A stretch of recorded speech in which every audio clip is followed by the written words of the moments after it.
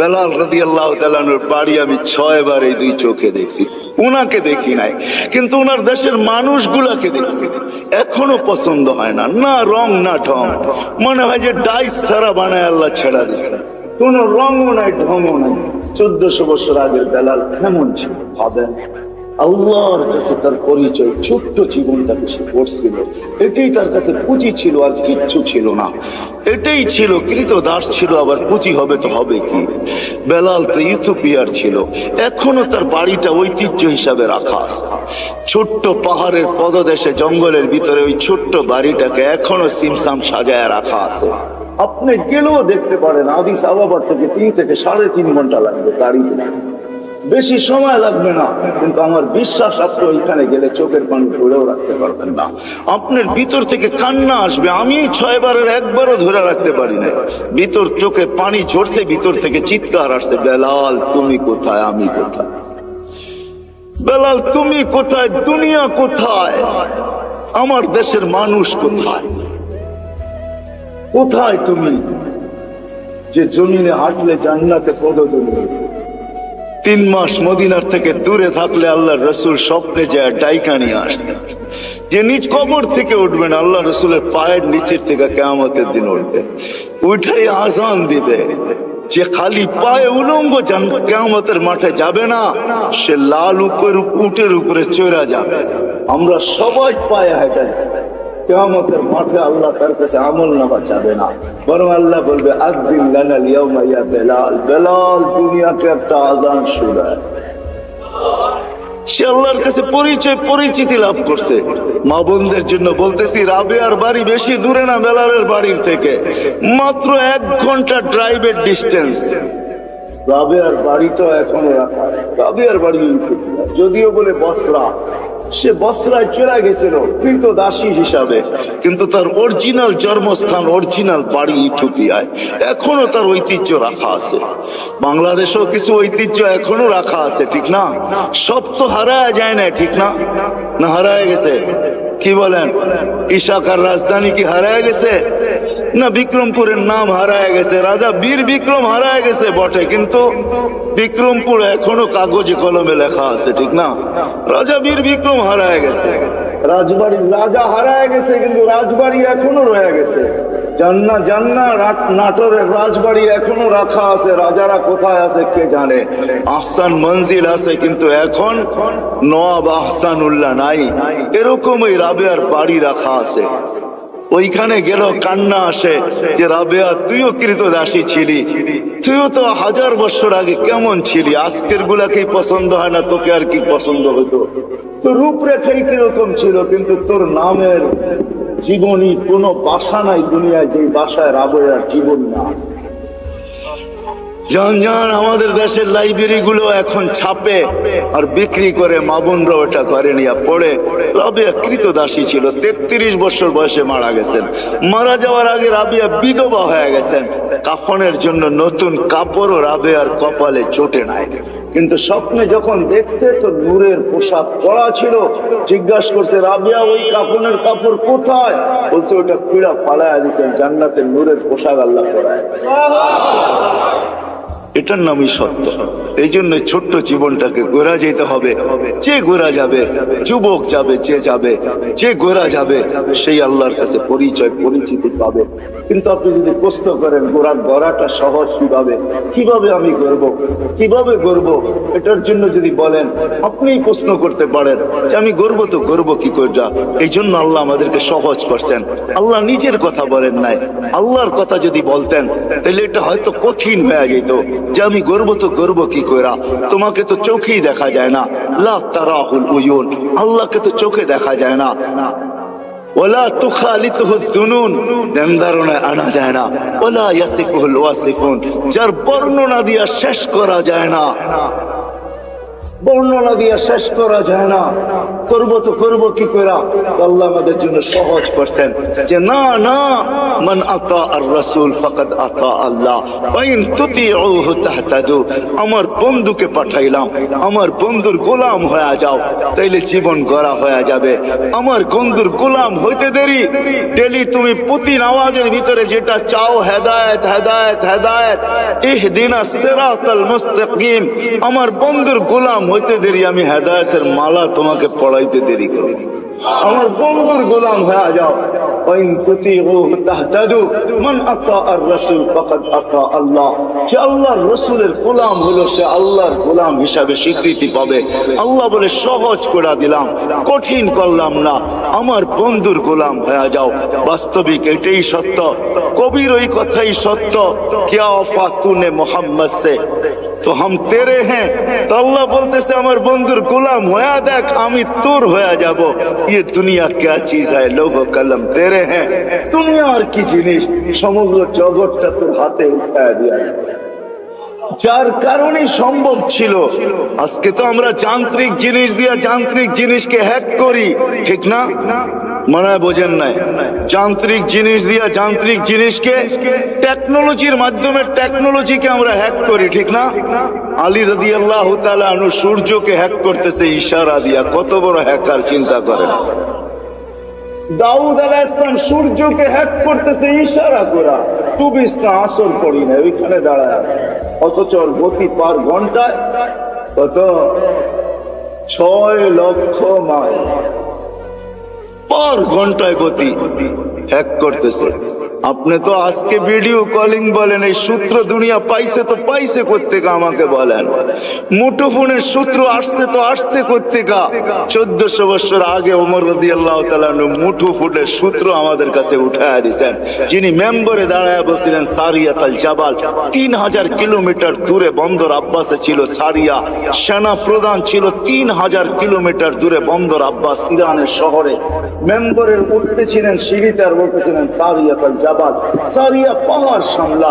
6 মাস পরে যদি কখন মদিনা মুনাওয়ারায় আসছে, সবাই জিজ্ঞাসা করছে সারিয়া সামিতা সাউতা আমির আল মুমিনিন, আমিরুল মুমিনিনের আওয়াজ কি তুমি শুনছিলে? তো সে হাসতেছে, বলতেছে শুনি নাই, শুধু রাআইতু আন্নাহু ওয়াকিফুন আলা মিম্বারির রাসূল, আমি দেখছি উনি আল্লাহর রাসূলের মেম্বরে দাঁড়ায় আমাকে পাহাড় দেখায়। সূত্র আসছে তো মুঠোফোনের ওইখান থেকে আসছে। ও মেরে দোস্ত, আমি কেমনে বুঝাবো কোত্থেকে জানি কই হারায় গেছি। এই ছোট্ট জীবনটাকে করা যেতে হবে। এই জন্য মুহাম্মদুর রাসূলুল্লাহর গোলামি যেই ব্যক্তি অর্জন করবে, যুবক কইরা দেখো না, মজা আসে তো আসে কতটুকু। হায় আমরা ভাবি লাইফ স্টাইল চেঞ্জ হইলেই রাগ হয় না। বাটারার মানুষ, আমাকে বাংলাদেশে ওয়াজ করতে হবে না। যদি পেন ড্রাইভের মতো আমার এইখান থেকে খোলা যেত, তাইলে আমি শুধু পর্দা লাগায় আপনাদেরকে দেখায় দিতাম আমার এখানে কত হাসি, কত কান্না, কত হাসি এখানে সেভ করা আছে, কত কান্না সেভ করা আছে। আমি গত মাসে 23 তারিখ আসছি আমেরিকা থেকে। আমি জানি দুনিয়ার উন্নত বিশ্বে কত কান্না, কত হাসি আমার এখানে সেভ করা আছে। আমাকে বুঝাইতে হবে না এগুলা। মেরে দোস্ত, লাইফ স্টাইল চেঞ্জ করলেই উন্নতি, আমরা সুখী হব না না না না। মুহাম্মদুর রাসূলুল্লাহর গোলাম হইলে আখিরাতের জীবন শুধু বনা হবে না, দুনিয়াও। হায় হায়, চলেন বলেই দিই 2019-এ 20-এ তো যেতে পারি না প্যান্ডামিকের কারণে। 21-এ যখন গেছি, 2019-এ আমি এয়ারপোর্ট থেকে বাহির হয়েছিলাম, আমেরিকার কোন এয়ারপোর্ট থেকে। তো আমার সাথে এক মুসলমান ছেলে দাড়ি টুপিওয়ালা মাকে হুইল চেয়ারে নিয়ে আসতেছিল। যখন হুইল চেয়ার শেষ যেখানে গাড়িতে উঠাবে, তো মাকে কোলে করে উঠাইতেছিল। পাশেই আমি এক ইংরেজ মহিলাকে দেখতেছিলাম, চোখের পানি ঝরতেছিল। আমি জিজ্ঞাসা করছি তুমি কাঁদো কেন? বলে দেখ ওর মা মাকে ও বাচ্চার মতো কোলে করে গাড়িতে বসাইতেছে। আমার সন্তান কোথায় হারায় গেছে আমি জানি না। শুধু বৎসরে 2টা দিন, একটা দিন আমার কাছে আসে, যেদিন মাদার ডে হয়, একটা কেক নিয়ে শুধু আমার কাছে আসে, আর কোথায় হারায় গেছে আমি জানি। পায়ে হাত রেখা বলি আমাকে বুঝায়েন না আপনারা। আমি দুনিয়া চষতে চষতে ভিতরে সব শেষ হয়ে গেছে। দুনিয়ার কোন এরকম জায়গা নাই। কোরআনে যা আছে, যতটুকু আছে, আল্লাহ আমাকে চষায় ফেলছে। কেন চষাইছে তাও জানি না। হয়তো আমাকে পিটাবে বেশি, এই জন্য হয়তো চষাইতে পারে, যে তোকে পিটাবো বেশি এই জন্য দেখায় তোকে পিটাবো, এটাও হতে পারে, জানি না। কিন্তু আমি চৈষা বলতেছি, লাইফ স্টাইল চেঞ্জ করলেই জীবন সুখী হয়। হায় হায়, আমি বাংলাদেশিদেরকে চিনি চিনি চিনি, অনেককে চিনি, যারা হাতে ধরা চোখের পানি ছড়ায়। প্রত্যেকবারই 2-4 জনকে পাই। মা বাবা বাবা বলে, মার সাথে তো সাক্ষাৎ হয় না, কিন্তু বাবা বলে হুজুর দোয়া করেন। আমার জানা ছিল না যে বুড়া বয়সে আমার ছেলের ঘরে আমাকে চাকর হইতে হবে, আমি জানি না। আমার জানা ছিল না, যদিও আমার কাছে গ্রিন কার্ড, যদিও আমার কাছে আমেরিকান পাসপোর্ট, কেননা 2 জনেই জব করে, এদের বাচ্চাগুলোকে দেখবে কে, তো দেখবে কে। চিলড্রেন কেয়ারে দিলে ডলার গুনতে হবে, আমাদের 2 জনকে গ্রিন কার্ড দিয়ে নিয়ে আসছেন। আমরা ঘরের ভিতরে থাকি, সবকিছু আমাদেরকে দেখতে হয়। যদি একটু কিছু 19 থেকে 20 হয়, ছেলে যদি কিছুও না বলে, তো বৌমার তোর চৌক লঙ্গা নিয়ে আমাদেরকে সহ্য করতে হয়। বিদে আমার জানা ছিল না শেষ বয়সে আমার ছেলের ঘরে আমাকে চাকর, রাগ হয় না, পায়ে হাত রাখি যে আমাকে বুঝতে হবে। বিদায় লাইফ স্টাইল চেঞ্জ করলেই আমরা সুখী হব না। মুহাম্মদুর রাসূলুল্লাহ গোলাম হইলে সুখী হব দুনিয়া আখেরাতে। ওই রসুলের গোলাম যে আরশে যে আমাদের জন্য চোখের পানি ঝরাইছেন। বাটারার উলামা তাহকিক পড়ে কোরআনিয়ান যখন আরশে পৌঁছে, তো আল্লাহ জিজ্ঞাসা করছে কি করতে আসছেন, কি চান এখানে আইসা, চাবেন কি আমার কাছে? বলছে লা আসআলুকা বিনতি ফাতেমা ওয়ালা আসআলুকা আম্মি আব্বাস, আমি চাচাও চাই না, মেয়েও চাই না, আসআলুকা উম্মতি, আমি উম্মত চাইতে আসছি। ওইখানে লজিক দিছেন, যুক্তি দিছেন, আনতা রব্বুল কারীম আনা নবিয়্যুর রহিম, আপনি রব্বে করিম আগে, আমি নবী রহিম পরে, পিছে কাইফা তুদাইয়ু হাযিল উম্মাহ বাইনাল কারীম ওয়ার রহিম, কিভাবে আমার উম্মত দুইয়ের মাঝে হারায় যাবে, আমি সহ্য করতে পারবো না। শুরুতে আপনি, শেষে আমি, উম্মত জাহান্নামে চলে যাবে, আমি সইতে পারবো না। তো আল্লাহ ওয়াদা করতেছে কাসসামতুল কিয়ামাতা কিসমাইন, আমি কিয়ামতকে 2 ভাগে ভাগ করছি বন্ধু, কোনো কারণ নাই চিন্তার। লা ইউখসিকা ফি উম্মতিক, আপনার উম্মতের জন্য আপনার কপালে আপনাকে আমি দুঃখ দিব না, ব্যথা দিব না, আপনাকে লজ্জিত করব না, কপালে বাজ আসতে দিব না। আমি কিয়ামতকে 2 ভাগে ভাগ করছি। এক riwayate এটাও আছে, আল্লাহ বলছে আনা মালিক ইয়াউমিদ্দিন আনতা সাহিবা ইয়াউমিদ্দিন, বন্ধু আমি কিয়ামতের মালিক বটে, বাদশা কিন্তু আমি। আল্লাহ রসুলকে সান্ত্বনা দিয়েছেন, বলছে কিয়ামত 2 ভাগে ভাগ করছি, সাল তুতা শাফি তুশাফা, ওই দিন আপনি চাবেন আমি দিব, সুপারিশ করবেন আমি মঞ্জুর করব। ও যুবক একটু বলো না, যাকে মাকামে মাহমুদে উঠায় নেওয়ার জন্য জিবরিল আসবে, মাকামে মাহমুদে যাবে আর চেয়ারে বসবে, হাত রেখা দাঁড়ায় থাকবে। আল্লাহ বলবে চেয়ারে বসেন না কেন? বলে বসলে 3 জায়গায় আমার উম্মতের জন্য ছুটবে, তো ছুটবে। বলছে কোন 3 জায়গায় দৌড়াইবেন? কেন হাউসে কাউসারে দৌড়াইতে হবে না, আমার উম্মতকে পেহলা পয়রা আমি নিজে পানি পান করাবো, আমি করাবো না তো করাবে কে? আবার দৌড়াবো মিজানের পাল্লায়, সামনে ঝুঁকে কি ঝুঁকে না, এটা পর্যালোচনা, ওটা পরিলক্ষিত করতে হবে আমাকে, দেখতে হবে আমাকে। যদি সামনে না ঝুঁকে তো আপনি তো ওয়াদাই করছেন, চাইলে দিবেন, সুপারিশ করলে মঞ্জুর করবেন, ওইখানে দাঁড়াই হাত উঠায় দিব। কেননা কোরআনে আপনি আমাকে বলেন না সাউফা ইউতিকা রাব্বুকা ফাতারদা, আপনাকে রাজি করেই ছাড়বো। ওই সময় তো আল্লাহ রসুল ওয়াদাই করছেন, আল্লাহর সাথে দোয়াই করছেন, সাক্ষী রাখছেন জিবরিলকে, হাত্তা ওয়াল্লাহি লান আরদা হাত্তা ইয়াকুনা ওয়াহিদ মিন উম্মতি ফিন নার, একজন উম্মত জাহান্নামে থাকা পর্যন্ত আমি আপনার উপরে রাজি হব না। ও যুবক, এর গোলাম বনেন, ও ভাই এর গোলাম বনেন, যে কিয়ামতের মাঠেও আপনার জন্য ছুটবে, তারপরে পুলসেরাতে দৌড়াইতে থাকবে। যদি পার না হইতে পারে তো দুরুদ, যদি জীবনে একটাও পড়া থাকি, একবারও পড়া থাকি, ওটাকে মাথার উপরে দিয়া পার করায় দিবে। কিয়ামতের মাঠে যিনি ছুটতে থাকবেন। হাদিস অনেক ছিল, রাত্র অনেক হয়ে গেছে, নাইলে দেখাইতাম কোন নবী আল্লাহ আমাদেরকে দিছিলেন। আরে চলেন চলেন, যে মৃত্যু লগ্নে, যার 9 ঘরে চুলা জ্বলে নাই, 9 ঘরে খাবার নাই, যে নিজে ক্ষুধার্ত দুনিয়ার থেকে যাইতেছেন, 9টা ফ্যামিলি রেখা যাইতেছেন, যাদের ঘরে কোনো খাদ্য নাই। আম্মা জান আয়েশা রাদিয়াল্লাহু তাআলা আনহা বলছেন যে বাতি জ্বালানোর তেল ছিল না, যদি থাকতো তো খিদা নিবারণের জন্য পান করে নিতাম। এরকম 9টা ফ্যামিলি রেখা যেতেছেন, হাসান হোসাইনকে রেখা যেতেছেন, আলী ফাতেমাকে রেখা যেতেছেন, যারা সবাই ক্ষুধার্ত। আল্লাহর নবী দুনিয়ার থেকে গেছেন ক্ষুধার্ত, এক বেলার না দুই বেলার না কয়েক বেলার ক্ষুধার্ত দুনিয়ার থেকে গেছেন। খাওয়ার কিচ্ছু ঘরে ছিল না। ওই মুহূর্ত হাসান হোসেনের জন্য চোখের পানি ঝরে নাই। যারা কলিজার টুকরা ছিল, হায় রাত্র অনেক হয়ে যাবে। একদিন দুই ভাই আসছে আল্লাহ রসুলের কাছে, বলতেছে নানা জান আপনি উত্তম না আমরা উত্তম?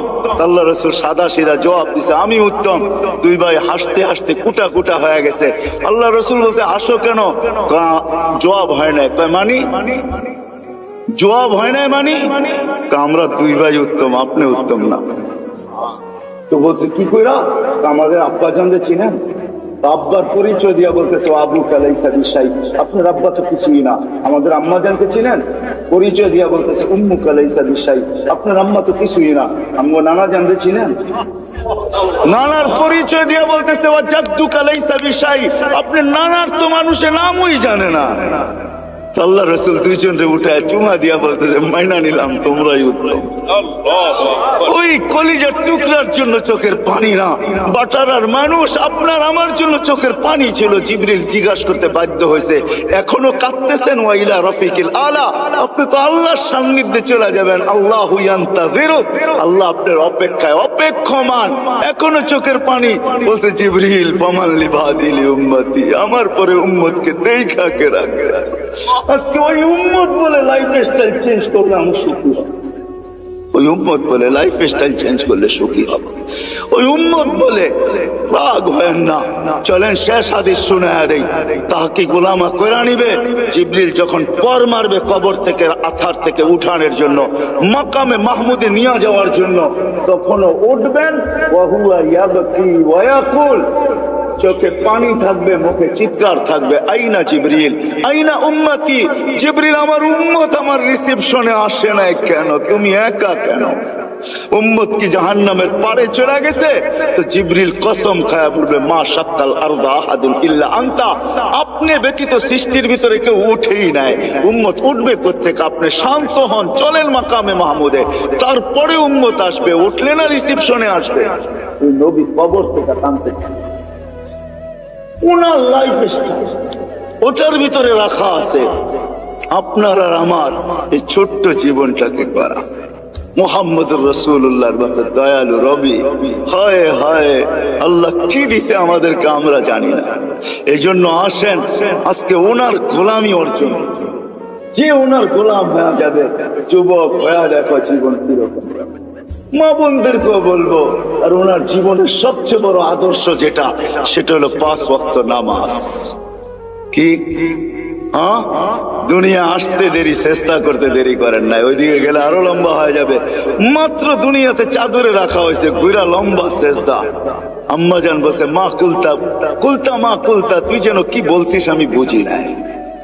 লম্বা সেজদা, ওইটা বৈশা আত্মাহিয়াতর সুরতে বৈশা আঙ্গুল উঠাইতে দেরি, সমগ্র জগৎ আলোকিত হইতে দেরি হয় না। আমি তো বলি সেজদা দেন নাই, আমাদেরকে মেসেজ দিচ্ছেন। হায় আমি তুর পাহাড়ও দেখছি, হায় হায় ওইখানে যাওয়ার পরে হাদিস আমার মনে যে আমি কথা বলি, কারোর সাথে কথা বলবেন? তো আল্লাহ জবাব দিছে হ্যাঁ বলবো, কিন্তু শোনো তোমার সাথে কথা বলি পর্দার ওই পার থেকে, তুমি এই পারে আমি ওই পারে, এমন না যে আমি চূড়ায় তুমি পদদেশে। বলছে এক উম্মত আসতেছে, আমি দুনিয়াতে 4 সাথেই কথা বলবো, পর্দার এই পার থেকে ওই পার, কিন্তু আমার বন্ধুর সাথে না। আমার বন্ধুকে তো ডাইকা নিয়া কাওবা কাওসাইনিয়া ওয়াদনা ফাদানা ফাতাদাল্লা ফাআওহা ইলা আবদিহি মা আওহা, কাছে বসায় কথা বলবো, আর বন্ধুর উম্মত আমার সাথে কথা বলবে কথা। কিন্তু ফালা হিজাবা বাইনি ওয়া বাইনাহুম, এদের মাঝে আমার মাঝে কোনো পর্দা থাকবে না। মুসা আলাইহিস সালাম জিজ্ঞাসা করছে কখন কথা বলবে? বলে ইযহুম ইয়াসজুদুন, যখন তারা সিজদায় যাবে। সিজদায় হায় হায়, জীবন গড়ার সবচেয়ে বড় মুহাম্মদুর রাসূলুল্লাহর জিন্দেগির সবচেয়ে বড় জিনিস যেটা, মুখ্যম জিনিস যেটা, যেটা সিল লাগায় নিয়ে আসছেন। বলে না একের 1 না 101 না, একই যেন প্রবাদ বাক্য আছে না, আরে এরকম এক আমল নিয়ে আসছেন যেটা একটাই 100 না, একটাই জিন্দেগি। এই জন্য হাদিস সিল মাইরা নিয়ে আসছেন, ইদা সালুহা সালুহা সাইরুল আমাল। নামাজ ঠিক তো জীবন, নামাজ ওকে তো জীবন ওকে। 5 বার আল্লাহ ডাকে, ওই আল্লাহ ডাকে, ওই আল্লাহ যিনি আমাদেরকে অস্তিত্ব দিয়েছেন, ওই আল্লাহ ডাকে যিনি 99 পদের মালিক। কয়টা? এই জন্য আসেন, ওয়াদা করেন যে আজকের থেকে নবীর গোলাম হোক। ওয়াদা নামান, আজকের থেকে নামাজ ছাড়বো না। কে কে ওয়াদা করতে পারে যে আজকের থেকে নামাজ কোনো অবস্থায় ছাড়বো? আমি বিশেষ করে যুবকদের পায়ে হাত দিয়া বলি, ছাড়বো না নামাজ। জানো না যুবক তুমি কোথায় পৌঁছবে? যদি 5 ওয়াক্ত নামাজও গ্যারান্টির সাথে বাজমাত করতে পারো, তো একটা দিন আসবে আল্লাহ তোমাকে দেখা লজ্জা পাবে। আমি হাদিস দিতে পারি, হাদিসই আছে। এই জন্য বাংলাদেশ নড়ে চড়ে পড়ে না, কেন বাংলাদেশের সাথে আল্লাহ সম্পর্ক। হাজারো লক্ষ যুবক বাংলাদেশে আছে যাদেরকে দেখে আল্লাহ লজ্জা পায়। শুধু মাদ্রাসায় না, স্কুলও আছে, কলেজও আছে, ইউনিভার্সিটিতেও আছে। হ্যাঁ হ্যাঁ, বুয়েট চুয়েট সব জায়গায় আছে, মেডিকেল কলেজও আছে। জন ময়মনসিংহ এগ্রিকালচারে গেলে মাঝে মাঝে মনে হয় এটা মাদ্রাসার ভিতরে ঢুকে গেছি। এটা এগ্রিকালচার না, যেটা এশিয়ার ভিতরে সবচেয়ে বড় এগ্রিকালচার কলেজ, কিন্তু মনে হয় যে ইকরাম মাদ্রাসার ছেলে ফেলে। আমি মাঝে মাঝে গেলে ওদেরকে বলি, তোদেরকে দেখেই মনে হয় আল্লাহ লজ্জা পায়। আমার জীবনের একটা পর্ব ছিল অস্ট্রেলিয়ায়, আমি এক জায়গায় রাত্রে কাস্ট করতেছিলাম, তখন আমার মনে চেয়েছে আমি সহ জমিনটা উল্টে গেলে এখন ভালো। কিন্তু আমার সাথে যে অস্ট্রেলিয়ান যুবকরা ছিল ওদের দিকে দেখা আমি ক্ষান্ত হয়ে গেছি। ওই হাদিস মনে পড়ছে যে যুবক উল্টাবে তো উল্টাবে কি করে, তুই তো আমার সাথে দাঁড়ায় আছিস, উল্টাবে তো উল্টাবে কি করে? কেন তোর মতো যুবককে দেখলে তো আল্লাহ লজ্জা পায়। তো আল্লাহ নিজেই বলছে, লাউলা শাবাবা খুশা, যদি ওই যুবকরা না থাকতো যারা লজ্জাপতির মতো আল্লাহর ভয়ে নিজেকে গুটায় আনিছেন, লাজালতুস সামা হাদিদা, আকাশ লোহার, জমিন সফসফা, জমিন তামার, মাটিগুলা বালু, বৃষ্টির একটা ফোঁটা না, শস্যের একটা দানা না। বল আনসালতু আলাইহিমুল আযাবা সাব্বা, একের পর এক আযাব দিয়ে আমি ধ্বংস করে। আল্লাহ দেখায় দিছে করুণা দিয়া, আমাদেরকে সিরুন নিচে নিয়ে গেছে। 750 কোটি মানুষ, ছোট্ট একটা ভাইরাস যাকে মাইক্রোস্কোপ দিয়ে জুম করা ছাড়া দেখা যায় না।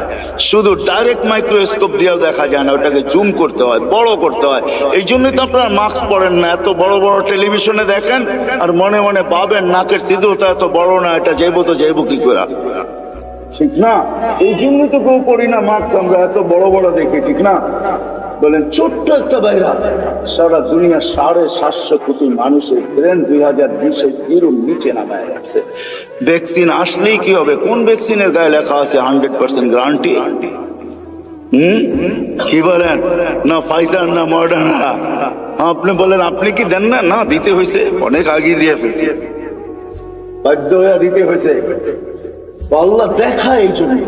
আসেন মেরে দোস্ত, 5 ওয়াক্ত নামাজ যুবক আজকের থেকে যেন না ছোটে। নবীর স্টাইল, নবীর জিন্দেগি গ্রহণ করো, দেখো তোমার লাইফে মজা আসে কিরকম।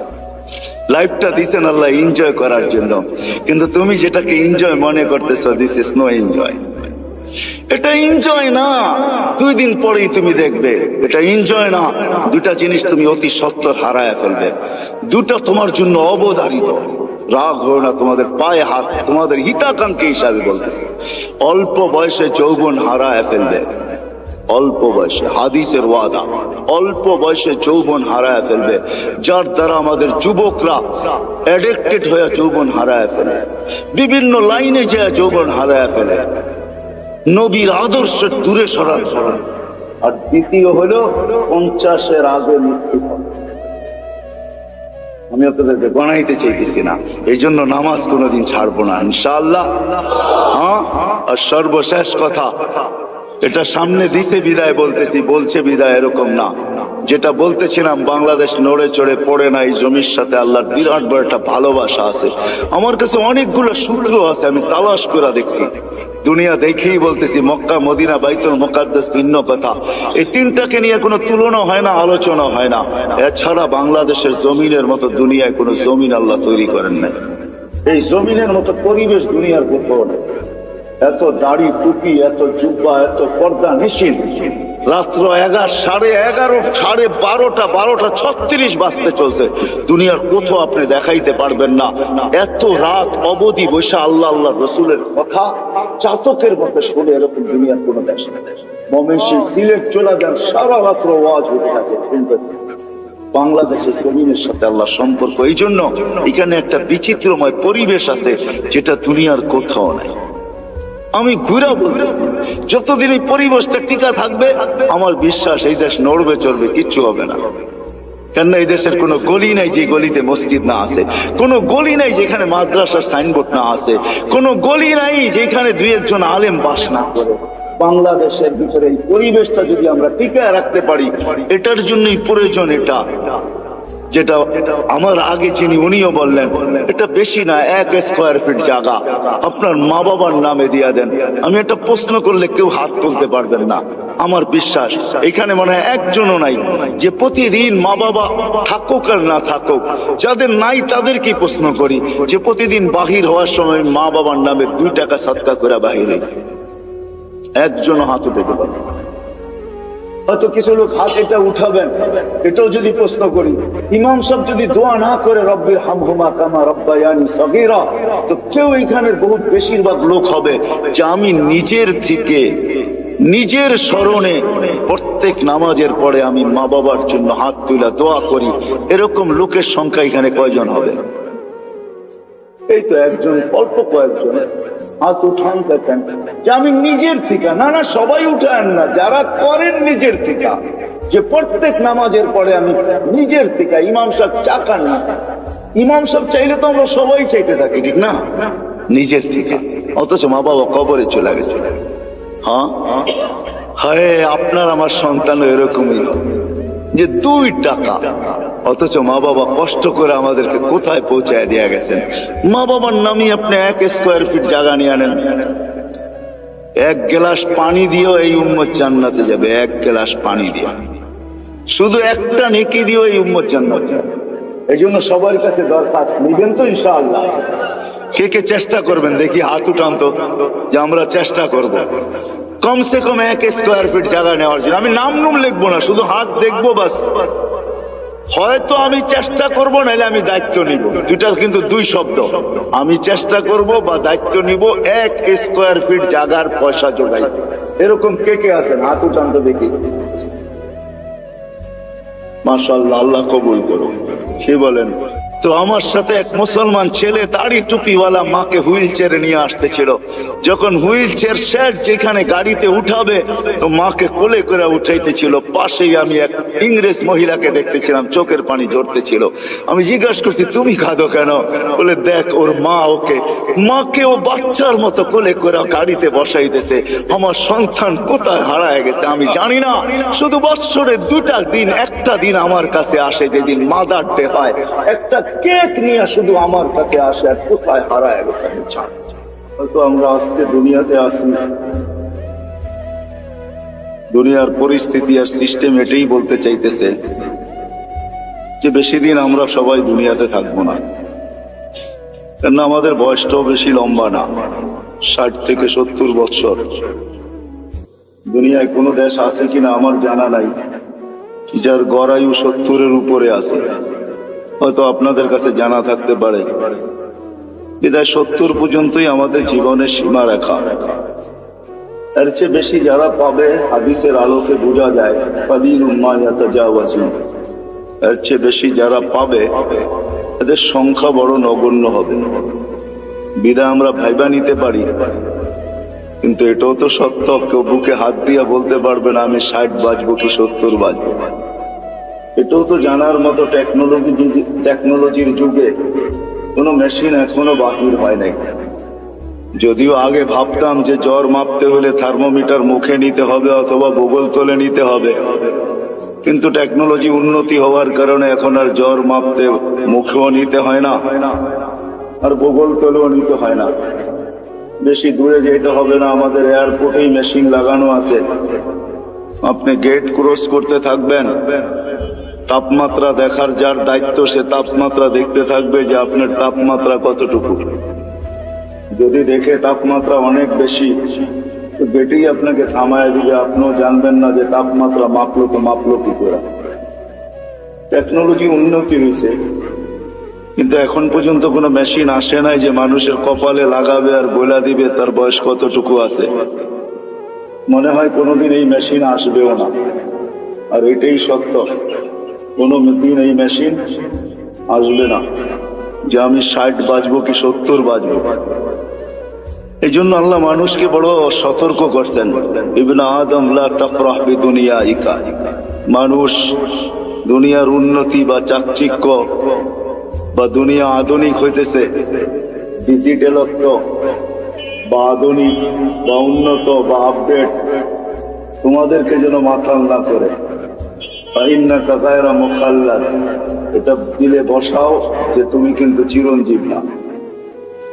আবার আল্লাহ যুবকদেরকেও পৃথক করছেন, ইয়া শাবাব, ও যুবক, লা ইয়াক্তাররুকা শাবাবুকা, যৌবন যেন তোমাকে মাতাল না করে, বিমুখ না করে।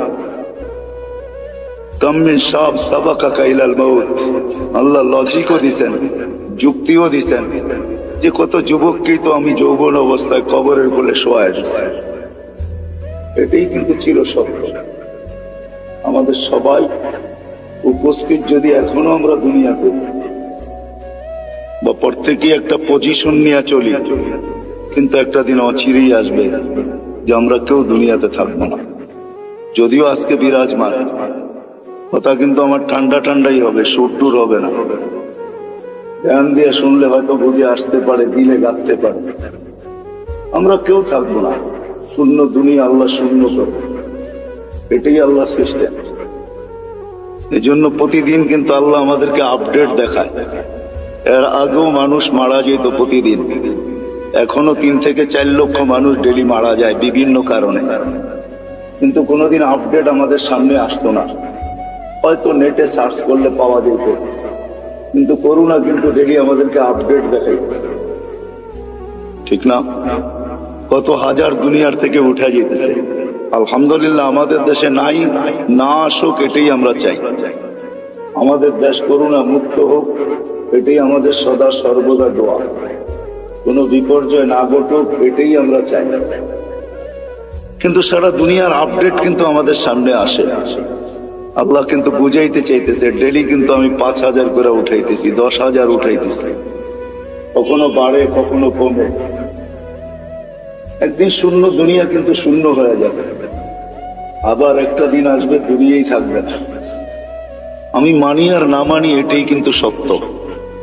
আর এটারই নিদর্শন আল্লাহ আমাদের সামনে তুলে ধরতেছেন। এই জন্য দুনিয়া ঘুরলে দেখা যায় এখনো আছে। আপনাদেরকে আমি অ্যাড্রেস দিতে পারি। কওমে আদ যারা দুনিয়ার ভিতরে সবচেয়ে বড় ছিলেন, যাদের স্লোগান ছিল মানে আসাদ্দু মিন্না কুওয়া, আমাদের চেয়ে শক্তিশালী কে? 120 ফিট লম্বা ছিলেন। এদের ঘরগুলো এখনো রাখা আছে। ইয়ানহিতুনা মিনাল জিবালি বুয়ুতা, জমিনে বাস করতেন না, বলতেন জমিন আমাদের পেশাব পায়খানার জন্য। পাহাড়ে বাস করতেন, এখনো মাথার ডাচাটা রাখা আছে। আমি অ্যাড্রেস দেই, আমি দেখে আসছি, আপনারাও দেখে আসেন। 6 ফিটের একটা মানুষ এইদিকে দাঁড়াবে, আরেকটা ওইদিকে দাঁড়াবে, একজন আরেকজনকে দেখবে না এই মাথার উপর। এই ঐতিহ্যগুলো দুনিয়াতে রাখা আছে, এগুলো নিদর্শন স্বরূপ। আমরাও একদিন চলে যাব। যিনি নিয়ে আসছেন উনি আমাদেরকে নিয়ে যাবেন। হ্যাঁ, এটাই সত্য। মালাকুল মউতকে যখন আল্লাহ মউতের জন্য নির্ধারণ করেন, তো ওনার প্রশ্ন ছিল, আল্লাহ নিয়া তো আসবো, হুকুমের অমান্য তো করা যাবে না, কিন্তু মানুষ তো আমাকে গালি বানিয়ে দিবে। সবাই বলবে লোকটার কোনো কাজই নাই, শালি বাটারা সারাদিন ঘুরতে থাকে। এই থানার ভিতর থেকে প্রতিদিন কেউ না কেউ ওঠে, ঠিক না? তো আমরা তো বলবো লোকটার কোনো কাজই নাই, খালি বাটারা থানার ভিতরেই ঘুরে, যাকে মনে চায় তাকে উঠায় নিয়ে যায়। তো তার এই প্রশ্নের উত্তরে আল্লাহ বলছিলেন, সাআজআলু লিল মাউতি সাবাবা, আমি মৃত্যুর কারণ বানায় দিব। ইয়াযকুরুস সাবাব ওয়া ইয়ানসা, মানুষ কারণ নিয়ে আলোচনা করবে, তোমার নাম কেউ ভুলে নিবে না। এটাই সত্য। সময়ের আগে কেউ মরে না, আর কারণ ছাড়াও কেউ মরে না। যদি তাই হইতো তাহলে সান্ত্বনার মেশিন, লাইফ সাপোর্ট, এটা যাবে তো যাবে কোথায়? উচিত তো ছিল লাইফ সাপোর্টে দেখতে দেরি, তার লাইফ সুরক্ষিত হওয়া দেরি হতো না, ঠিক না? কি বলেন? লাইফ সাপোর্টে যে যায় সেও ভাবে হয়তো ফিরবো না, যারা দেয় তারাও ভাবে হয়তো ফিরবো না, ডাক্তাররাও ভাবে মনে হয় আর বাঁচাইতে পারবো না, কেননা লাইফ সাপোর্টে চলে আসছে, ঠিক না? কিন্তু লাভ তো, নাম তো লাইফ সাপোর্ট, ঠিক না? শব্দটা যদিও ইংরেজি, কিন্তু বাংলা করলে কি দাঁড়াবে? জীবনকে সুরক্ষিত করে, এটাই তো, জীবনকে বাঁচায় দেয়। আসলে তা না, কারণ ছাড়া কেউ যায় না, সময়ের আগেও কেউ যায় না, বিদায় শূন্য হবে একদিন, এটাই সত্য। আপনার আমি মানি আর না মানি, আর একদিন আসবে এটা কিছুই থাকবে না, যেটাকে কিয়ামত বলে। হাদিসের দ্বারা আল্লাহ আমাদেরকে বুঝাইছেন। আল্লাহ রসুল আমাদেরকে বাধ্য করে না, আমাদেরকে বুঝায়। বাধ্য আল্লাহ করতে পারে, এই জন্য আল্লাহ আমাদের সামনে লজিক রাখছেন, যুক্তি রাখছেন। তো উনজুরিলাস সামাই ওয়া ইরতিফাইহা, আকাশ দেখ, উচ্চতা দেখ, তারাউনাহু বিগাইরি আমাদ, কোথাও তুমি খুঁটি পাবে না। দুনিয়ার সবচেয়ে পাওয়ারফুল দূরবীন হলো হুবল, সে সারা দুনিয়া ছাপ মাইরা দেখছে, কোথাও কোনো খুঁটি নাই। বিদায় আজ পর্যন্ত নাসার হুবল এই তথ্য দেয় নাই যে আমরা কোথাও খুঁটি পাইছি, খুঁটি দিয়ে আকাশ দাঁড়ায় আছে। আল্লাহ বলছে কোথাও খুঁটি নাই। একটা না সাবা সামাওয়াতিন তিবাকা, একের পর এক 7টা, প্রত্যেকটা এক সমান বড় না। যদি বিশাল স্টেডিয়ামের ভিতরে একটা মার্বেল রাখা হয়, তাইলে স্টেডিয়ামের তুলনায় মার্বেলটা যতটুকু ছোট, প্রথম আকাশটা দ্বিতীয়টার সামনে এতটুকু ছোট, দ্বিতীয়টা তৃতীয়র সামনে এতটুকু ছোট, প্রত্যেকটা তার পরেরটার সামনে এতটুকু ছোট। আল্লাহ বলে 7টা দাঁড় করায় রাখছি, যদি 7টাকে বাধ্য করতে পারি দাঁড়ানোর উপরে, তুমি আর কে? 3.5 একটা মানুষ, তোমাকে বাধ্য করা কোনো ব্যাপার না। কি ব্যাপার? আল্লাহ বলে যদি আকাশ দিয়া বুঝে না আসে, কেননা কারো আকাশ দিয়া বুঝে আসার কথাও না, কেননা বিজ্ঞান আজকে আকাশের নিচে ঘুরতে ঘুরতে সেই হারায় গেছে, বিদায় সে কোনো তথ্য তেমন দিতে পারে নাই। কিন্তু এই জন্য আল্লাহ আমাদেরকে একটু নিচে নিয়ে আসছেন, বলছে উনজুরিলা শামসি ওয়া শুআইহা, সূর্য দেখো আর কিরণ দেখো, তোমাদের দুনিয়ার থেকে 13 লক্ষ গুণ বড়। আমাদের দুনিয়াটা নক্ষত্র না, গ্রহ, এটা নক্ষত্র 13 লক্ষ গুণ বড়। আল্লাহ বলে এটাকে যদি 365 দিনে 365 কক্ষপথে আমি বাধ্য করতে পারি, যার চলার ঘন্টা পার ঘন্টায় 6 লক্ষ কিলোমিটার বেগে দৌড়াইতেছে, একে যদি আমি বাধ্য করতে পারি, তো তোমাকে বাধ্য করা কোনো ব্যাপার না। আল্লাহ বলে এটাও যদি বুঝে না আসে, তো উনজুরিলাল বিহারি ওয়া আমওয়াজিহা, সমুদ্র দেখার তরঙ্গমালা গুলা দেখ, সমুদ্রকে আমি বাধ্য করছি। পদ্মা, মেঘনা, যমুনা ভাঙ্গে আমি মানি, কিন্তু আজ পর্যন্ত বঙ্গোপসাগর ভাঙছে এরকম খবর, বঙ্গোপসাগরে ভাঙ্গন শুরু হয়েছে এরকম কোন খবর মনে হয় বাংলাদেশের কোন নিউজ পেপারে আসে না, ঠিক না?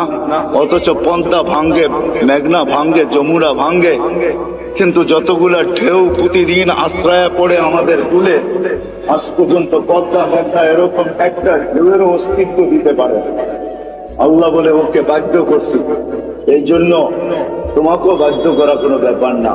আল্লাহ বলে এটাও যদি বুঝে না আসে, তো উনজুরিলাল জিবালি ওয়া ইস্তিকরারিহা, পাহাড় দেখো আর দৃঢ়তা দেখো, ওটাকেও আমি বাধ্য করছি, তোমাকে বাধ্য করা কোনো ব্যাপার না।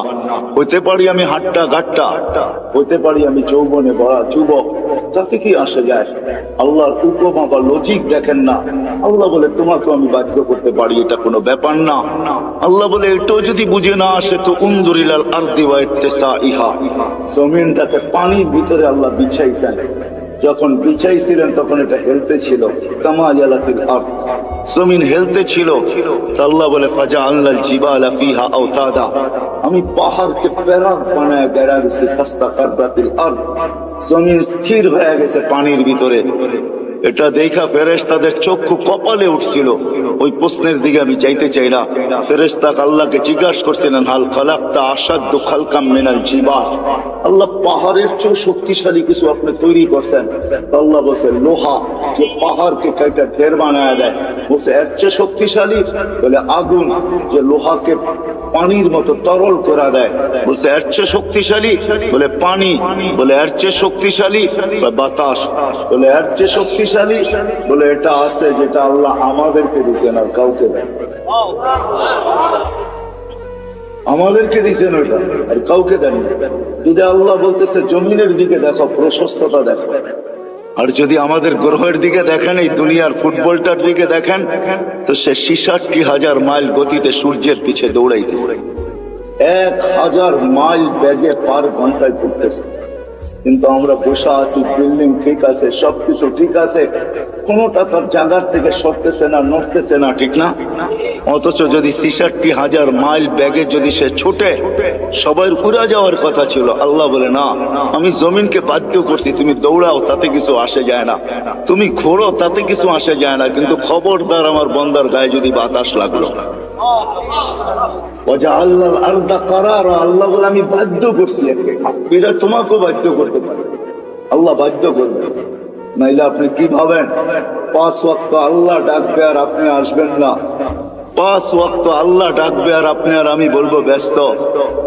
হ্যাঁ, রোড গার্ড আলাও বলে ব্যস্ত, হাট বাজার আলাও বলে ব্যস্ত, দোকান পাট আলাও বলে ব্যস্ত, অফিস আদালত ওয়ালাও বলে ব্যস্ত, ঘর বাড়ি আলাও বলে ব্যস্ত, মিল ফ্যাক্টরি ওয়ালাও বলে ব্যস্ত, প্রত্যেক ব্যক্তি খেত খামার ওয়ালাও বলে ব্যস্ত।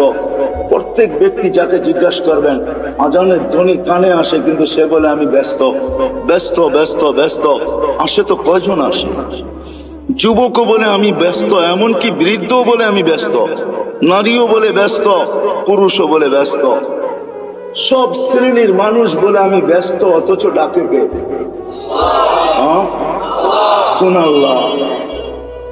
কোন আল্লাহ ডাকে? রাগ হয় না। দুনিয়ার কোন পদস্থ মানুষ ডাকলে লঙ্গির খবর থাকে না। দুনিয়ার কোন পদস্থ মানুষের চিঠি আসলে, দাওয়াত নামা আসলে, দাওয়াতের কার্ড আসলে 1 মাস আগের থেকে জামায় মাঞ্জা দেওয়া শুরু হয়। মাঞ্জা চিনেন?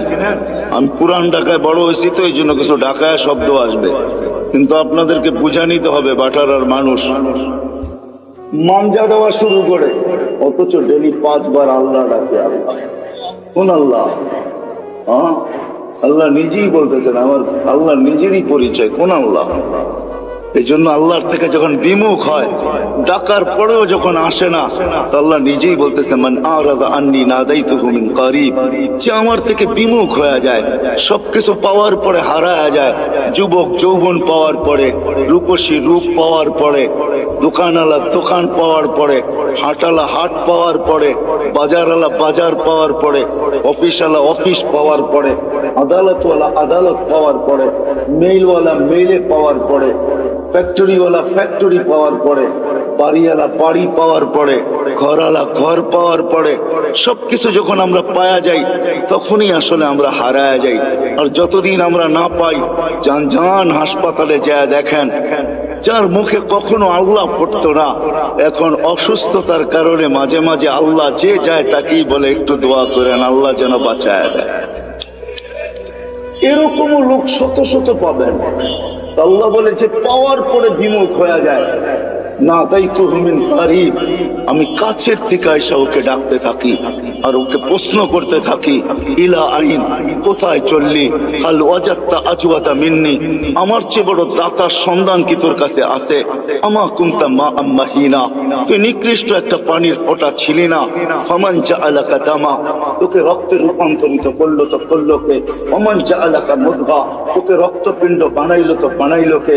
ওমান জাআলাকা ইযামা, তোর কঙ্কালটা তৈরি করলো তো করলো কে? ওমান কাসা আলাইহি লাহমা, এর উপরে এত সুন্দরভাবে গোস্তের আবরণ চড়াইলো তো চড়াইলো কে? বল। আল্লাহ প্রশ্ন করে বল, আমা কুনতা সাগীরা, তুই কি ছোট্ট ছিলি না? আমা কুনতা যায়ীফা, তুই কি দুর্বল ছিলি না? আমা কুনতা জাহিলা, তুই কি অজ্ঞ ছিলি না? আমা কুনতা মিসকিনা, তুই কি অসহায় আর নিঃস্বয় ছিলি না? আজকে সবকিছু পাওয়ার পরে বিদ্যানকেও দেখবেন বিদ্যার পাপ নিয়ে চলে আসে।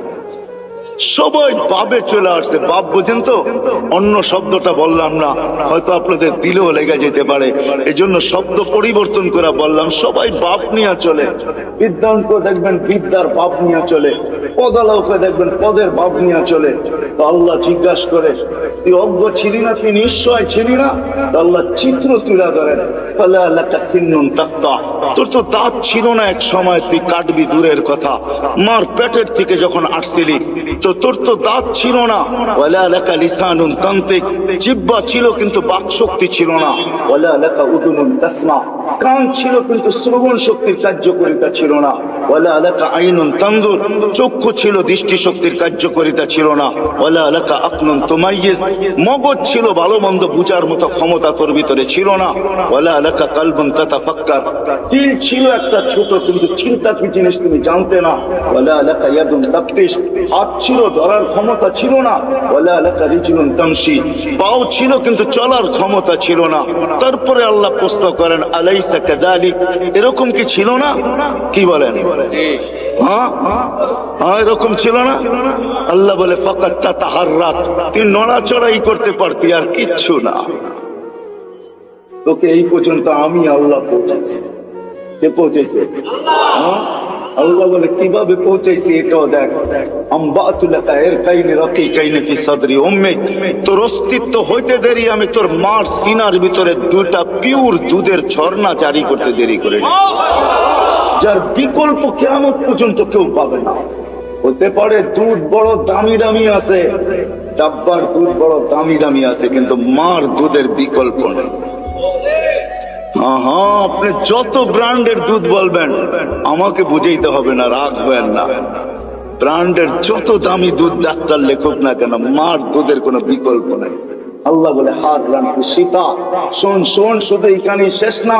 শীতের ছোঁয়া লাগতে দেরি আমি আল্লাহ কুদরত দিয়ে গরম করতে দেরি, বারিদান ফি সাইফ, গরমের ছোঁয়া লাগতে দেরি আমি ঠান্ডা করতে দেরি করি নাই। এইভাবে তোর ভিতরে আমি ঢুকাইছি। শুধু এইখানেই শেষ না, চাল তুলাকা হানানা, তোর জন্য আমি সবার দিলের ভিতরে ভালোবাসার চাল বনছি। নাইলে তুই যে কষ্ট দিছিস মাকে, মা তো উচিত ছিল তোকে নিক্ষেপ করা, বাহির হইতে দেরি ফুটবলের মতো নিক্ষেপ করা দেরি হতো না। কেননা মা যে কষ্টকে সহ্য করছেন, কোরআন বলতেছে ওয়াহনুন আলা ওয়াহনিন, এমন কষ্ট স্তূপের একটার উপরে একটা পাহাড় বানায় দিছেন কষ্টের, তারপর ওই কষ্ট বুকে ধারণ করছেন আর মুস্কি মুস্কি হাঁটছেন। সবাইকে যদি জিজ্ঞাসা করে হাসো কেন এত কষ্ট, বলে শুধু চেহারা দেখতে দাও, কষ্ট বলতে দেরি হবে না। ইমাম গাজালি লেখছেন, যদি যান্ত্রিক রূপ দেওয়া যেত মার কষ্টকে, কসম খোদা, টেকনোলজির যুগে যদি কোনো মা বাচ্চাকে যখন পেটে রাখে, ওটাকে যদি টেকনোলজির মাধ্যমে কোনো রূপ দেওয়া যেত আর নিক্ষেপ করা যেত কোনো কঠিন পাথরের পাহাড়ে, তো ইমাম গাজালি লেখেন, লান শাক্কাল জিবাল, পাহাড় টুকরা টুকরা হয়ে যেত। আল্লাহ বলে, আমি ভালোবাসার তুফান চালাইছি তোর মার দিলের ভিতরে, যার কারণে ভালোবাসার তুফান আর বন্যার কারণে তোর মা সবকিছু সহ্য করছেন, কিন্তু তোকে কিছু হইতে দেন নাই। বলে, ভালোবাসার মাত্রা কতটুকু ছিল? বলে, ফালা ইয়ানাম হাত্তা তানাম, তুই না খাইলে আমি খাইতেও দেই নাই। ফালা ইয়ানাম হাত্তা তানাম, তুই না ঘুমাইলে মা বাবাকে আমি ঘুমাইতেও দেই নাই। কিন্তু তুই তো ছিলি অসহায়, তুই এটাকে কাজে লাগাবি কি করে? এই ভালোবাসার সমুদ্রে মাঝে মাঝে তুফান উঠাবি কি করে? এই জন্য তুই আসতে দেরি, আমি তোকে কান্না শিখাইতে দেরি করি নাই। ওটা কান্না ছিল না, ওটা জাদুর বাঁশি ছিল, জাদুর বাঁশি। এটা হেমেলিনের বাঁশি ছিল, এটার ভিতরে জাদু ভরা ছিল। এই জন্যই তো হাদিসের শব্দ, ফালাম্মা বাকাইতা সাইলাইকা জামিয়া, তুই কান্না সুর তুলতে দেরি, সবাই তোর দিকে দৌড়াইতে দেরি।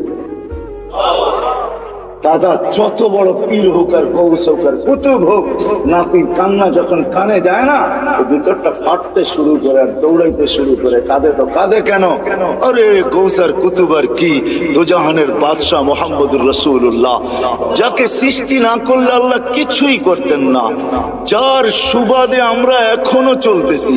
নাইলে আল্লাহ আমাদের চালানের কথা না, আমাদেরকে চালানের কথা না, এক কদম আমরা চলার কথা না, শুধু চলতেছি তো ওনার সুবাদে চলতেছি, ওই নবীর সুবাদে চলতেছি, কারণে চলতেছি, ওনার সাথে অঙ্গীকার, এই জন্য চলতে পারতেছি।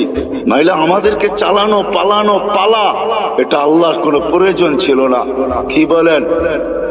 হ্যাঁ, বড় আমাদেরকে পাললেই আল্লাহ, নাউজুবিল্লাহ, আল্লাহর আল্লাহিয়াতের ভিতরে, খোদাইত্বের ভিতরে কোনো বেড়া যাবে না? আমরা না মানলে কমা যাবে না? না, আল্লাহ আল্লাহ আল্লাহ আল্লাহ আল্লাহ, কারো মুহতাজ না। সমাদার, সমাদের মিনিংস দেখেন, অর্থ দেখেন, এটা কাকে বলে? আল্লাহ কারো মুখাপেক্ষ না। আমাদের প্রয়োজন আছে কদম, এই জন্য আল্লাহ আমাদেরকে পালতেছেন, নাইলে পালার কথা না। আল্লাহ বলে তোকে কান্না শিখাইছি, আর এটার ভিতরে আমি জাদু ঘোড়া দিছি। যেটা বলতেছিলাম, দুজাহানের বাদশাহ মুহাম্মদুর রাসূলুল্লাহ সাল্লাল্লাহু আলাইহি ওয়াসাল্লাম যখনই হাসান হোসেনের কান্না শুনতেন তো ছুটে আসতেন আর বলতেন, ফাতেমা ফাতেমা, কলিজার টুকরাদেরকে কাঁদায় ওরা, এরা কাঁদলে আমি শুনতে পারি। ওই দুজাহানের বাদশাহ পর্যন্ত হাসান হোসেনের কান্না সইতে পারতেন না। কান্নার ভিতরে আল্লাহ জাদু ঘোরা দিয়েছেন, জাদু। আল্লাহ বলে, এইভাবে তোকে আমি বড় করছি, এইভাবে তোকে আমি একটা পজিশন পর্যন্ত নিয়ে আসছি। আর শুধু এইখানেই তো শেষ না, 24 ঘন্টা তোকে আমি সুরক্ষিত করি। যদি সুরক্ষিত না করতাম, এইখানে যতজন বসে আছি, অনেকের জীবনে এরকম পর্ব আছে যে ওই দিন যদি মৃত্যু হইতো, আজকে হয়তো হাড্ডি মাংস সব মাটির সাথে মিশা যেত। ওই অ্যাক্সিডেন্ট থেকে আল্লাহ আমাকে বাঁচায় নিয়ে আসছে। আছে না এরকম দুই একটা পর্ব? 24 ঘন্টা আল্লাহ বলে সুরক্ষিত করি তোকে, 24 ঘন্টা সুরক্ষিত করি। আমি যদি তোকে সুরক্ষিত আল্লাহ বলে 24 ঘন্টা তোকে সুরক্ষিত করে, আর 24 ঘন্টা তুই আমাকে ভুলা থাকিস। শোন শোন, আমি যদি সুরক্ষিত না করতাম, লাবতালাতিল আরদু ফি বাতনিহা, জমিন বহুত আগে তোকে পেটে নিয়ে আনিত। লা আদরাকাতিল বাহরু ফি কারিহা, সমুদ্র বহুত আগে তোমাদেরকে তলদেশে নিয়ে আনিত। লা আহলাকাতিল মালাইকা, ফেরেশতা বহুত আগে তোমাদেরকে চটকাইতে চটকাইতে সাইজ করে ফেলবে। আমাদের বডিটা এমনি পরিচালিত হয় না। 10 জন ফেরেশতা ডে শিফটে ডিউটি করে, 10 জন নাইট শিফটে ডিউটি করে। প্রত্যেকের জন্য 20 জন ফেরেশতা ডেইলি ডিউটি করে 24 ঘন্টায়। দিনে 10 জন, রাত্রে 10 জন, যে আপনাকে আমাকে সুরক্ষিত করে। বাকি বডিটা পরিচালনার জন্য অনেক ফেরেশতা আছে। এখানে শিক্ষিত সমাজ, আমি যদি প্রশ্ন করি হার্ট কি দিয়া চলে, আপনারা বলবেন বাল্ব দিয়া চলে, ঠিক না? এটাই তো বলবেন। আমি যদি প্রশ্ন করি বাল্ব কি দিয়া চলে, কি জবাব আপনাদের কাছে বলেন? জান এখানে হাসপাতালও আছে, জিজ্ঞাসা করেন। ফরাজি হাসপাতালে জিজ্ঞাসা করে আসেন যে বাল্ব কি দিয়া চলে, তো বলবে জানি না বাল্ব কি দিয়া চলে। আরে আরে, হার্ট কুদরত দিয়া চলে। ফেরেশতা 5 করে, আলা ইন্না কলবি ইবনে আদম মালাইকাতুন মুআক্কালা। একজন ফেরেশতা আছে যে হার্টকে 5 করে, 5 চিপ দেয়, রক্ত বাকি হয়ে যায়, ছেড়া দেয়, আবার টাইনা। আল্লাহ আমাদেরকে সিস্টেমের মাধ্যমে চালান। 24 ঘন্টা ফেরেশতা আমাদেরকে সুরক্ষিত করে, আল্লাহ সুরক্ষিত করে। আল্লাহ বলে, যদি সুরক্ষিত না করতাম, আমি ডাকি তারপরও আসো না, কিন্তু আমি তারপরও তোমাকে সুরক্ষিত করি। হ্যাঁ হ্যাঁ, শোনেন তাহলে দ্বিতীয় হাদিসও শুনা দেন। জমিন প্রতিদিন বলে, আলা কুল্লা ইয়াউমিন ওয়াল আরদু তাস্তাযিনু রাব্বা, জমিন প্রতিদিন বলে আল্লাহ অনুমতি দেন না, কি করবে? আন আবতালিয়া ইবনা আদম ফি বাতনি, হায় হায়, আদমকে, মানুষকে আমি পেটে নিয়ে আনিব। যে যেখানে আছে, যেটার ভিতরে আছে, যা সহ আছে, সব সহ পেটে নিয়ে আনিব। প্রথম সুনামি যখন আসে, 3 মাস পরে আমি ইন্দোনেশিয়া গেছি। টানা ঢাকার থেকে 8 ঘন্টা ফ্লাইটের পরে আমি পড়ছি জাকার্তা। ওইখান থেকে 300 কিলোমিটার আমার এই চোখে দেখছে, একটা বাড়িও দাঁড়ানো নাই। হ্যাঁ হ্যাঁ, আমি চোখে দেখা জিনিস বলতেছি। তখনও উদ্ধার অভিযান চলতেছিল, একটা বাড়িও দাঁড়ানো নেই। 300 কিলোমিটার আমার তুই চোখে দেখছি, একটা বাড়িও দাঁড়ানো নাই। ওইখানে আমার মনে হচ্ছে এখানের জমিনকে আল্লাহ একটু অনুমতি দিয়ে দিচ্ছে। হায় হায়, 2 দিন আগেও আসছিল বাংলাদেশে ভূমিকম্প, ঠিক না? হ্যাঁ, পুরা অনুমতি আল্লাহ দেন না, এই জন্য একটু চটকা দিয়া চলে গেছে, সতর্কের সিগন্যাল দিয়া চলে গেছে। কিন্তু আশ্চর্যের বিষয় একটা এটাও ছিল, 300 কিলোমিটারের ভিতরে একটা মসজিদের ভিতরে একটা দাগও দেখিনি। আমি চোখে দেখা বলতেছি, শোনা মুনা না। তো মেরে দোস্ত, যেটা বলতেছিলাম, জমিন প্রতিদিন বলে অনুমতি দেন না। তো আল্লাহ জিজ্ঞাসা করে এত রাগ কেন? তো বলতেছে আলামাতা আসবির ওয়া তাহাম্মাল, আমি কতদিন সবুর করবো আর এদের বোঝা উঠায় রাখবো? তো আল্লাহ বলে কেন? ইয়াসি লাইলাম ওয়া নাহারা, 24 ঘন্টা নাফরমানি করে। দেখেন না, আপনি ডাকেন তারপরও আসে না, বলে ব্যস্ত ব্যস্ত ব্যস্ত ব্যস্ত। অথচ হাদিসে এই কথাও আছে, তুমি আমাদের সবার কানে আসবে, সবার কানে। শুনে নেন, বাটারার মানুষ সবার কানে ধ্বনি আসবে। আজকে তো যুবক তুমি ব্যস্ত বলো, তোমার কানেও ধ্বনি আসবে। লাশ হইতে দেরি, ধ্বনি আসতে দেরি হবে না। ফেরেশতা আয়েশা কানের কাছে চিৎকার দিয়ে জিজ্ঞাসা করবে, আইনাল ইশতিগাল, বল তোর ব্যস্ততা কোথায়? তুই নিজেকে বড় ব্যস্ত বলতি, বল ব্যস্ততা কোথায়? তো ফেরেশতা জবাব দিবে, সালাল ইশতিগাল, তোর ব্যস্ততা পরিসমাপ্তি ঘটায় দিলাম। তোর ব্যস্ততা শেষ, আর কোনোদিন তুইও বলবি না আমি ব্যস্ত, আর কেউ তোকে দেখবে না ব্যস্ত, আর কোনোদিন রিংও বলবে না ব্যস্ত, কোনোদিন ব্যস্ততার শব্দটাই তোমার কাছে আসবে না। পরিসমাপ্তি ঘটায় দিলাম, তুমি ব্যস্ততা শেষ। ওয়ালাকিন বাকিয়াল ওয়াবাল, সব কাটি তোমার সামনে। কতদিন সবুর করব, কতদিন উঠায় রাখবো? জমিন আরেকটু শব্দ বলে, ওয়ামশি আলা যাহরি মারহা, আমার বুকে সিনা টান করা চলে। যদি মাথা নত করা চলতো তাইলেও তো মেনা নিতাম। আল্লাহ আমাকে ফাটায়া চলে, ফাটায়া। যুবক দেখবেন, রাগ হলো না, তোমাদের পায়ে হাত দিয়া চলি। যুবক তো যুবকের স্টাইলই চলে, ঠিক না? হ্যাঁ, কি বলে? তেল চালিত ঘোড়ার উপরে উঠলে তো কোনো কথাই নাই। তেল চালিত ঘোড়া চিনেন? আগের ঘোড়া ঘাস খাইতো, এখনকার ঘোড়া কিন্তু তেল খায়। তেল চালিত ঘোড়ার উপরে উঠলে তো কোনো খবরই নাই, ঠিক না? বাবুই ভিন্ন, ঠিক না? তো বলে 24 ঘন্টা নাফরমানি করে আমি কত সহ্য করবো? আরো লম্বা হাদিস, আমি শর্ট করতেছি, আরো লম্বা কাহিনী জমিন শোনায়। ইয়াকুল রিজকা কা ইয়াসিক, রিজিক তোর খায়, তোর নাফরমানি করে। তুমি যা দিছো এটা দিয়ে গৌরব করে। যুবক যৌবন দিয়া, শিক্ষিত শিক্ষা দিয়া, দীক্ষিত দীক্ষা দিয়া, অর্থওয়ালা অর্থ দিয়া, মালওয়ালা মাল দিয়া, যা আল্লাহ দিছে, দিছে কে গুলা সব? মান আগনা মান আফকার। আল্লাহ কোরআনে বলতেছে আগনা ওয়া আফকার। আল্লাহ বলে চা দেখো তোমার কাছে সব আমি দিছি। কার থেকে দেওয়া? হ্যাঁ, যদি এতটুকু রেখে দিতেন না, পারতেন না। না টেকনোলজি আল্লাহর কাছে শেষ হয়ে গেছে, মনে হয় বুঝেন নাই। মার পেটের থেকে যতটুকু আসছিলাম এতটুকু যদি থেকে যেতাম, কি করার ছিল? কোন মেডিসিন বাহির হয়েছে আজ পর্যন্ত যে বাউনা খাইলে ও রিঙে তো কম ঝুলে নাই? রিং বুঝেন? বাউনা চেনেন না? ও রিঙে কি কম ঝুলছে? মনে হয় আমার কথা বোঝেন নাই। রিং লাগায় ঝুলে না লম্বা হওয়ার জন্য, ও কি কম ঝুলছে নাকি? তারপরও কি বাউনা শেষ হয়ে গেছে? আসছে কোনো মেডিসিন যেটা খাইলে লম্বা হয়ে যাবে? আজ পর্যন্ত কোন বাউনা রিঙে ঝুলে লম্বা হবে বলেন তো? কোথায় মেডিসিন? আল্লাহ বলে পারতাম তোকে ছোট না, আমি তোকে বড়, আমি তোকে শক্তিশালী সুঠাম করছি। জমিন বলে রিজিক তোমার খায়, তোমার নাফরমানি করে। তো আল্লাহ জিজ্ঞাসা করে, নিবে তো নিবে কিভাবে পেটে? তো জমিন জবাব দেয়, আতা জাল জাল জাহারি, আমি আমার পিঠটাকে হেলায় দিব, সব পেটে নিয়ে আনিব। পিঠ হেলানো বোঝেন? হ্যাঁ হ্যাঁ, ভূমিকম্প, ভূমিকম্প। জমিনের পেটেই হেলে, জমিন হেলে না, যেটার নাম ভূমিকম্প। ইন্দোনেশিয়ার ভাষায় বলে কম্পা ভূমি, ভূমি কপে, ভূমি কাঁপে, পেটটাই হেলে। হেলতে দেরি।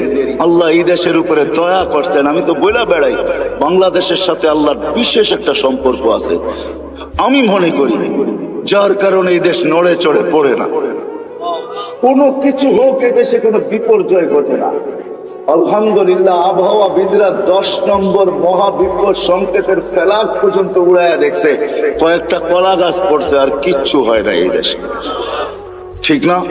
হ্যাঁ, অথবা দেখেন আপনি দুনিয়ার কোন দেশ 10 নম্বর মহাবিপদ সংকেত উড়াইছে আর বিপর্যয় ঘটে নাই? 6.1 আসছে, কয়েকদিন আগে পাকিস্তানে 5.6 আসছে, 32 জন মারা গেছে, এলাকাকে তাবা বানায় থুয়ে গেছে, বাড়িগুলাকে দশায় থুয়ে গেছে। আমাদের ঢাকা শহরে 7.8 পর্যন্ত আসছে 3-4 বছর আগে, 31st নাইটের পরের দিন কোন বিপর্যয় ঘটে নাই। এগুলো আমাকে প্রমাণ দেয় এই দেশের সাথে আল্লাহর বিশাল একটা সম্পর্ক মনে হয় আছে, যার কারণে নড়ে চড়ে এটা পড়ে না, আর ইনশাল্লাহ পড়বেও না। এই জন্য আমি শেষ জায়গায় চলে আসছি, 12টা 4 বাজতে চলছে। মেরে দোস্ত, এখানে থাকা যাবে না।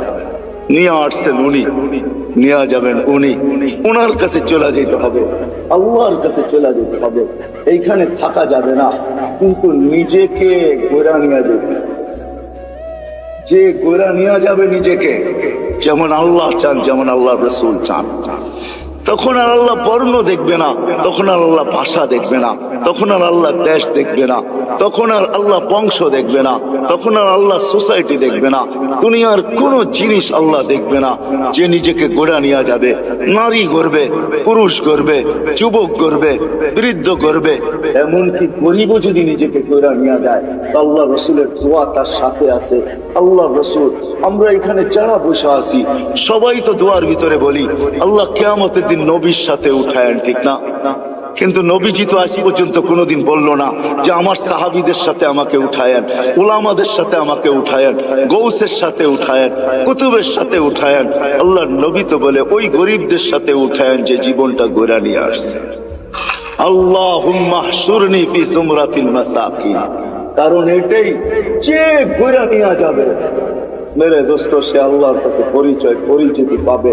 চাই দুনিয়ার হতভাগা গরিব হোক, তাতে কিছু আসে যায় না।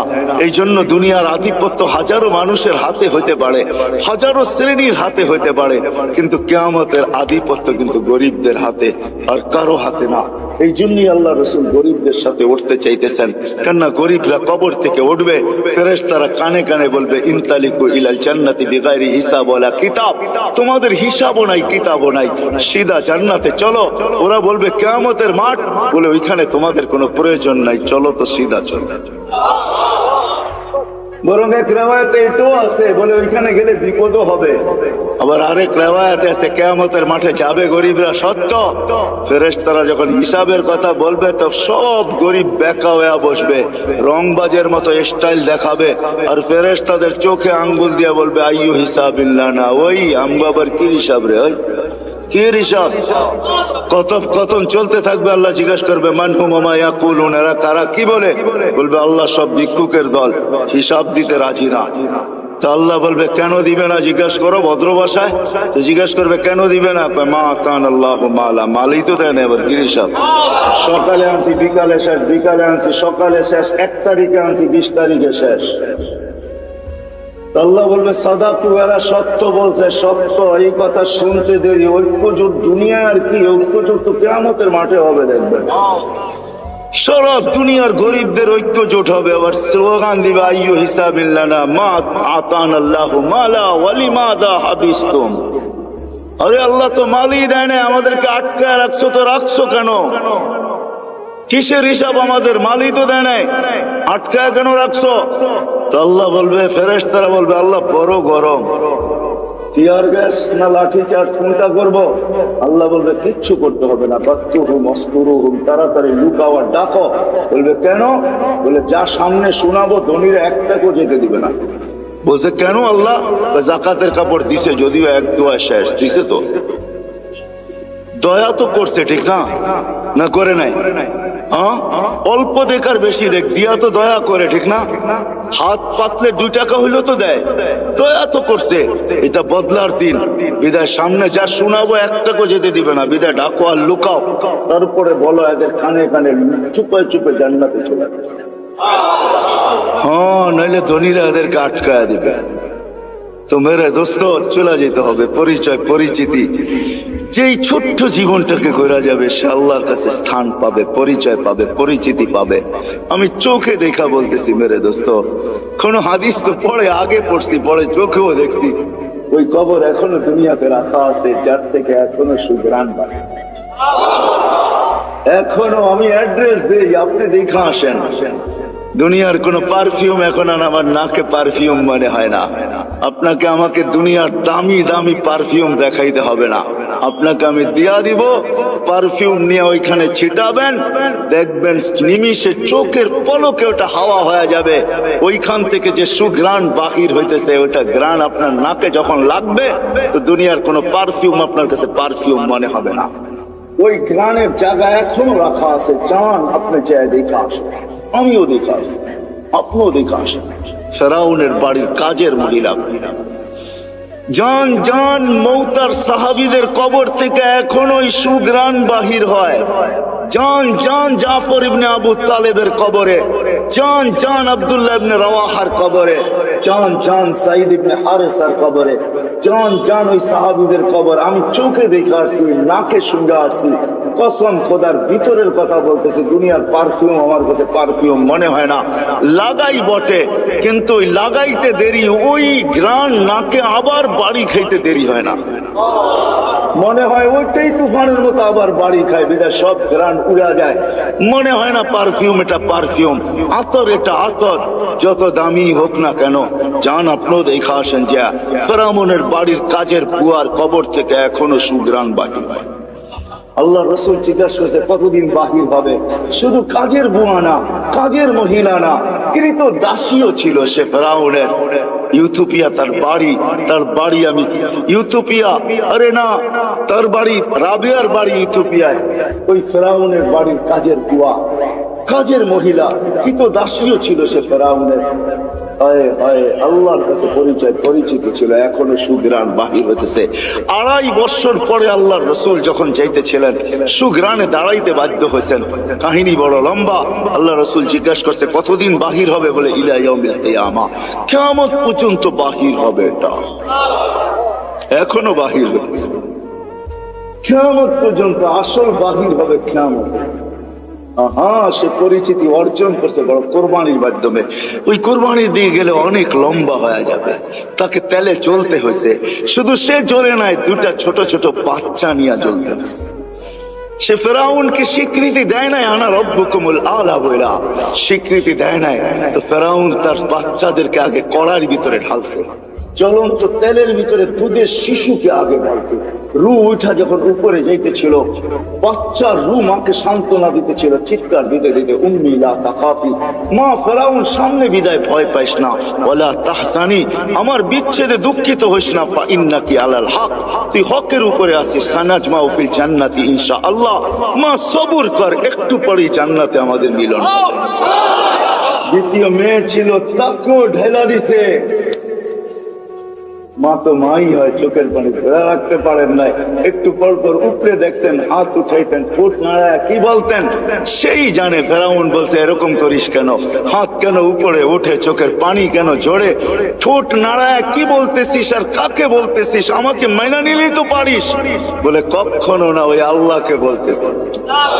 এরকম কুটি ফেরাউন নারাজ হয়, আমার কিছু আসে যায় না, তুই নারাজ হস, তাইলে সব হারায় যাবে, আমার দুনিয়াও যাবে, আখেরাতও যাবে, সব পরিচয় হারায় যাবে।